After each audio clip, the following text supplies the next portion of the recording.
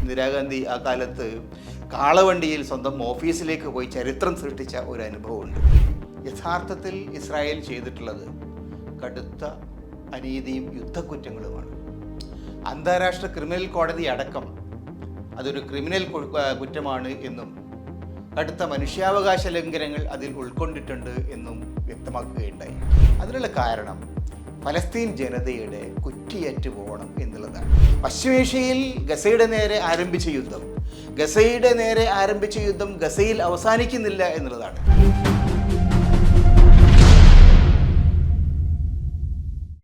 കഴിഞ്ഞ വർഷം ഒക്ടോബർ ആദ്യവാരത്തിൽ പശ്ചിമേഷ്യയിൽ ഗസയുടെ നേരെ ഇസ്രായേൽ ആരംഭിച്ച യുദ്ധം ഇപ്പോൾ പ്രദേശത്തിൻ്റെ വിവിധ ഭാഗങ്ങളിലേക്ക് പടർന്ന് പന്തലിക്കുകയാണ്.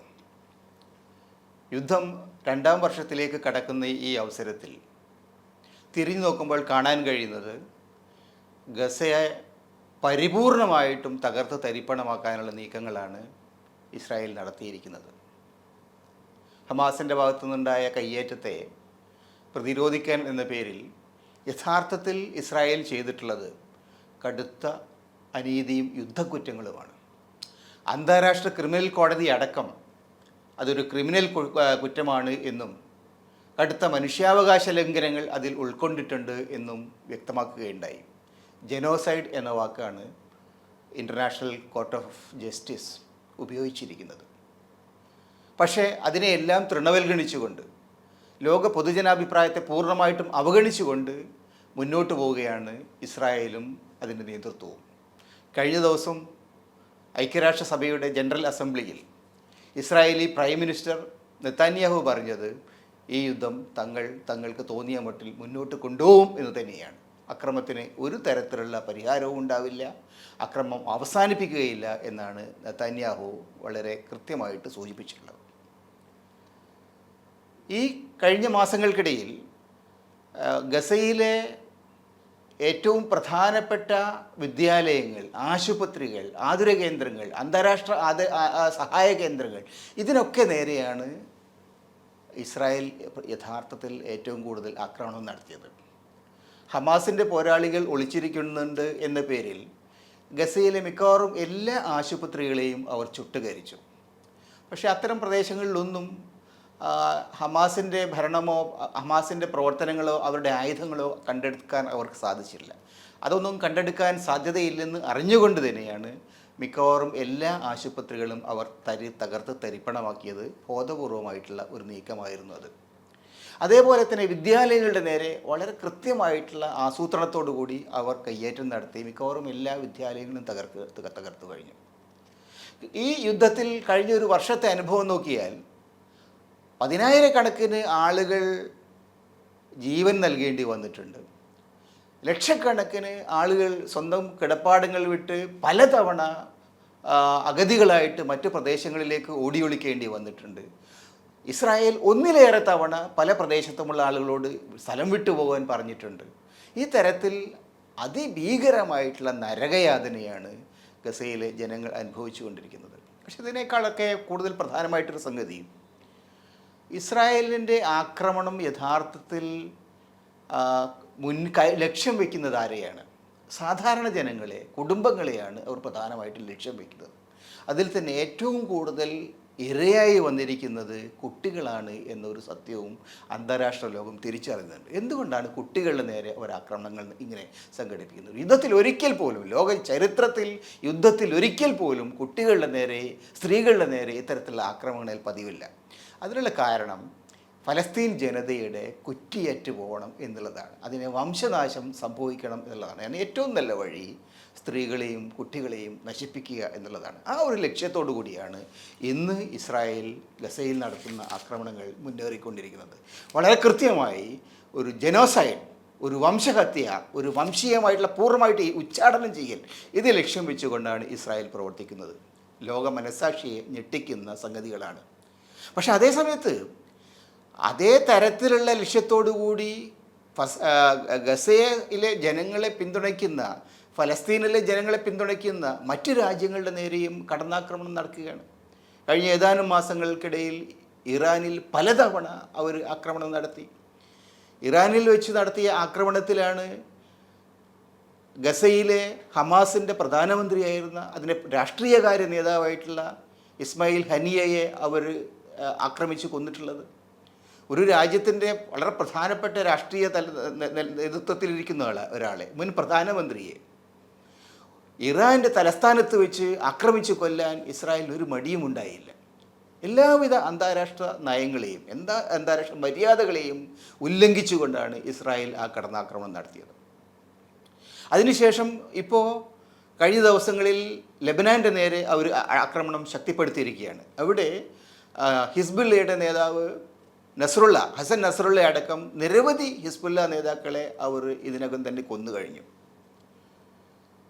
പിന്നീട് ഏറ്റവും അവസാനമായി യമൻ എന്ന് പറയുന്ന മറ്റൊരു രാജ്യത്തിന് നേരെ വീണ്ടും ശക്തമായിട്ടുള്ള ആക്രമണങ്ങൾ ആരംഭിച്ചിരിക്കുന്നു. അവിടെ ഹൂത്തി നേതാക്കളെയാണ് അവർ പ്രധാനമായും ലക്ഷ്യമിടുന്നത്. അതായത് പശ്ചിമേഷ്യയിൽ ഗസയുടെ നേരെ ആരംഭിച്ച യുദ്ധം ഗസയിൽ അവസാനിക്കുന്നില്ല എന്നുള്ളതാണ്. പശ്ചിമേഷ്യയിലെ വിവിധ രാജ്യങ്ങളിൽ ഒരു ഗുരുതരമായിട്ടുള്ള രാഷ്ട്രീയ പ്രതിസന്ധി ഉണ്ടാക്കിക്കൊണ്ട്, ഒരു വലിയ ഒരു പ്രതിസന്ധി ഉണ്ടാക്കിക്കൊണ്ട് ആ യുദ്ധം കത്തിപ്പാളുകയാണ്. ഇന്നല്ലെങ്കിൽ നാളെ തീർച്ചയായും മറ്റു രാജ്യങ്ങൾക്ക് അതിൽ ഇടപെടേണ്ടതായിട്ട് വരും. ഇറാൻ ഇതിനകം തന്നെ പറഞ്ഞിരിക്കുന്നത് ഈ ആക്രമണങ്ങൾക്ക്, ഇത്തരത്തിൽ അനീതിക്ക്, തങ്ങളുടെ രാജ്യത്ത് നടത്തിയ കടന്നാക്രമണങ്ങൾക്ക് തങ്ങൾ കടുത്ത തിരിച്ചടി നൽകും എന്ന് ഇറാൻ്റെ പരമോന്നത നേതാവ് ആയത്തുള്ള അലി ഖംനഈ തന്നെ കഴിഞ്ഞ ദിവസം പ്രഖ്യാപനം ചെയ്യുകയുണ്ടായി. അപ്പോൾ അത് സൂചിപ്പിക്കുന്നത് ഇസ്രായേലിൽ കഴിഞ്ഞ ദിവസങ്ങളിൽ ആരംഭിച്ചിരിക്കുന്ന ആക്രമണം ഇനിയുള്ള നാളുകളിൽ ലോകത്തൊരു വലിയ പ്രതിസന്ധി ഉണ്ടാക്കുന്ന വിധം ശക്തിപ്പെടും എന്ന് തന്നെയാണ്. കഴിഞ്ഞ അരനൂറ്റാണ്ട് കാലത്തെ അനുഭവങ്ങൾ നോക്കിയാൽ പശ്ചിമേഷ്യയിൽ നടക്കുന്ന സംഘർഷങ്ങൾ ലോകത്തിൻ്റെ സമാധാനത്തിന് മാത്രമല്ല, ലോകത്തിൻ്റെ സാമ്പത്തിക ഭദ്രതയ്ക്കും വലിയ പ്രതിസന്ധി ഉണ്ടാക്കുന്നതാണ്. 70കളിൽ ഇസ്രായേലും അയൽപക്കത്തുള്ള മറ്റ് അറബി രാജ്യങ്ങളും തമ്മിൽ നടന്ന യുദ്ധത്തിൻ്റെ കാലത്ത് പെട്രോളിയം ഉപരോധമുണ്ടായി. ആ സമയത്ത് പെട്രോളിയം വില വർധന മാത്രമല്ല, പെട്രോളിയത്തിന് ലഭ്യതയും ഇല്ലാത്ത സാഹചര്യത്തിൽ ഇന്ത്യയിൽ ഉണ്ടായ പ്രതിസന്ധികൾ ഇന്നും പഴയകാലത്തെ ആളുകൾക്ക് ഓർമ്മയുണ്ട്. ഇന്ദിരാഗാന്ധി ആ കാലത്ത് കാളവണ്ടിയിൽ സ്വന്തം ഓഫീസിലേക്ക് പോയി ചരിത്രം സൃഷ്ടിച്ച ഒരു അനുഭവമുണ്ട്. അതായത് ലോക സാമ്പത്തിക പ്രവർത്തനങ്ങളെ വലിയ തോതിൽ തകർത്ത് തരിപ്പണമാക്കുന്ന ഒരുപാട് പ്രക്രിയകൾ ഇതിനകത്ത് ഉയർന്നു വരുന്നുണ്ട്. ലോകത്തെ സംബന്ധിച്ചിടത്തോളം അതിൻ്റെ സമാധാനം മാത്രമല്ല, അതിൻ്റെ സാമ്പത്തിക പ്രവർത്തനങ്ങളും വലിയ തോതിൽ പ്രതിസന്ധി നേരിടും എന്നാണ് നമ്മൾ മനസ്സിലാക്കേണ്ടത്. 70കളിൽ നിന്ന് വളരെയേറെ മാറിയിട്ടുണ്ട് ലോകം, ആ കാര്യത്തിൽ തർക്കമൊന്നുമില്ല. പെട്രോളിയം മാത്രമല്ല, പെട്രോളിയത്തിന് പകരം പുതിയ തരത്തിലുള്ള എനർജി റിസോഴ്സസ് വന്നിട്ടുണ്ട്, സോളാർ അടക്കമുള്ള റിസോഴ്സസ് വന്നിട്ടുണ്ട്. പക്ഷേ ഇതൊക്കെയാണെങ്കിൽ പോലും ഇന്നും ലോകത്തിൻ്റെ സാമ്പത്തിക പ്രവർത്തനങ്ങളുടെ മുന്നോട്ടുള്ള കുതിപ്പിന് ഏറ്റവും ആധാരമായി നിൽക്കുന്നത് പെട്രോളിയം തന്നെയാണ്. പെട്രോളിയവും അതിൽ നിന്നുള്ള ഇന്ധനങ്ങളും തന്നെയാണ് ഇന്നത്തെ ലോകത്തിൻ്റെ പ്രധാനപ്പെട്ട ഊർജ്ജ സ്രോതസ് എന്ന കാര്യത്തിൽ യാതൊരു തർക്കവുമില്ല. ആ സാഹചര്യങ്ങളൊക്കെ നോക്കിക്കഴിഞ്ഞാൽ ഇനിയുള്ള നാളുകളിൽ ഇസ്രായേലിൻ്റെ ആക്രമണം കൂടുതൽ ഗുരുതരമായ പ്രതിസന്ധികളിലേക്കാണ് ലോകത്തെ നയിക്കാൻ പോകുന്നത്. കൂടുതൽ ഗുരുതരമായ സാമ്പത്തിക പ്രശ്നങ്ങളാണ് നമ്മൾ നേരിടാൻ പോകുന്നത്. അതിന് ആരാണ് ഉത്തരവാദി എന്നുള്ള ചോദ്യത്തിന് ഒരേ ഒരു ഉത്തരം ഇസ്രായേലിനെ പിന്തുണയ്ക്കുന്ന മറ്റു രാജ്യങ്ങളും എന്നുള്ളതാണ്. ഈ യുദ്ധത്തിൻ്റെ ഇടയിൽ, ഈ സംഘർഷങ്ങൾക്കിടയിൽ പലതവണ അമേരിക്കയും സഖ്യകക്ഷികളും ഇസ്രായേലിനോട് സീസ് ഫയർ, വെടിനിർത്തൽ ആവശ്യപ്പെട്ടിട്ടുണ്ട്. കഴിഞ്ഞ ആഴ്ചയും അങ്ങനെ ഒരു ആവശ്യം ഉന്നയിച്ചു. ഗസയിൽ മാത്രമല്ല, ലെബനാനിൽ നടക്കുന്ന യുദ്ധത്തിലും ഹിസ്ബുള്ളക്കെതിരായിട്ടുള്ള യുദ്ധത്തിലും അടിയന്തരമായി വെടിനിർത്തൽ വേണം എന്ന് അമേരിക്കൻ വിദേശകാര്യ സെക്രട്ടറി അടക്കമുള്ള ആളുകൾ, അമേരിക്കൻ പ്രസിഡന്റ് അടക്കമുള്ള ആളുകൾ ഇസ്രായേലിനോട് ആവശ്യപ്പെട്ടു. പക്ഷേ അവരത് റിജക്റ്റ് ചെയ്യുകയാണ് ചെയ്തിട്ടുള്ളത്. ഒരു തരത്തിലും വെടിനിർത്തലിന് തങ്ങൾ തയ്യാറല്ല എന്നാണ് ഇസ്രായേൽ ഇപ്പോൾ പറഞ്ഞുകൊണ്ടിരിക്കുന്നത്. തങ്ങൾ ഈ യുദ്ധം തങ്ങൾക്ക് സൗകര്യമുള്ള രൂപത്തിൽ മുന്നോട്ട് കൊണ്ടുപോകും, എല്ലാവിധ അന്താരാഷ്ട്ര മര്യാദകളെയും അതിലംഘിച്ചുകൊണ്ട് ഞങ്ങൾ മുന്നോട്ട് പോകും എന്നാണ് ഇസ്രായേൽ പറയുന്നത്. അതിൻ്റെ അർത്ഥം ഇസ്രായേൽ ഒരു ആഗോള സമാധാനത്തിന്, ആഗോള സമൂഹത്തിന് ഒരു ഭീഷണിയാണ് എന്ന് തന്നെയാണ്.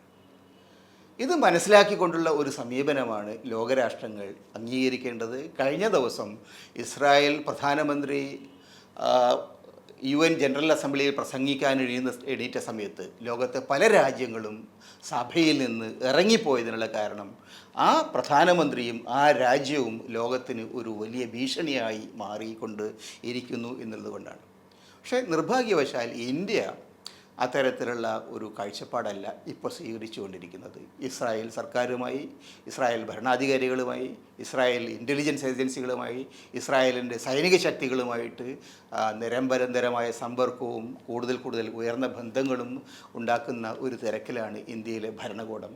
അത് യഥാർത്ഥത്തിൽ ലോകസമൂഹത്തിന് മുമ്പിൽ ഇന്ത്യയുടെ മുഖത്ത് കരിവാരി തേക്കുന്ന ഒരു അനുഭവമായി മാറും എന്ന കാര്യത്തിൽ തർക്കമില്ല. കാരണം ഈ യുദ്ധം, ഇപ്പോൾ നടക്കുന്ന യുദ്ധം ഒരു ജനോസൈഡൽ വാറാണ്, ഒരു വംശഹത്യയുടെ സ്വഭാവമുള്ള യുദ്ധമാണ്.